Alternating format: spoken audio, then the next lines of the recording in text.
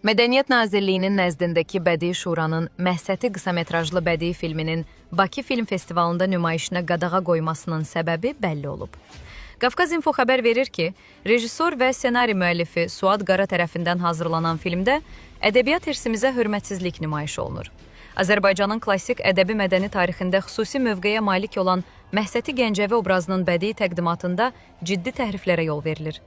Etik normativ çərçivələrə açıq etinasızlıq nümayiş etdirilir. Filmdə görkəmli şairə Məhsəti Gəncəvi gəzəyən əxlaqsız qadın kimi təqdim edilir.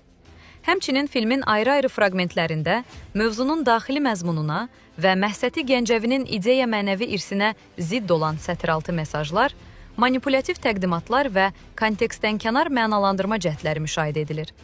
Qeyd edək ki, görkəmli şair Məhsəti Gəncəvinin irsi dövlət səviyyəsində qorunur və yüksək ideya estetik dəyər kimi təbliğ olunur. Onu həyat və irsinin primitivləşdirilməsi və qeyri-adekvat kontekstdə təqdimatı yol verilməzdir və ictimaiyyət tərəfindən narazılıqla qarşılanır.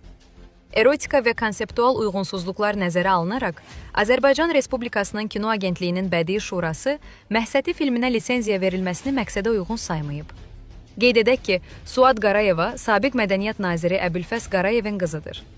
O, Instagram hesabında paylaşım edərək bildirib ki, Məhsəti filmi Mədəniyyət Nazirliyinin Film Şurası lisenziya vermədiyi üçün Bakı Film Festivalının proqramından çıxarılıb. Şura, filmin mənəvi dəyərlərə uyğun olmadığını əsas göstərib. Qarayeva özü də paylaşımında qeyd edib ki, filmdə Məhsəti obrazını canlandıran aktrisa dostları ilə kluba gedir, spirtli içki içir, rəqs edir və bir kişi ilə romantik münasibət yaşayır.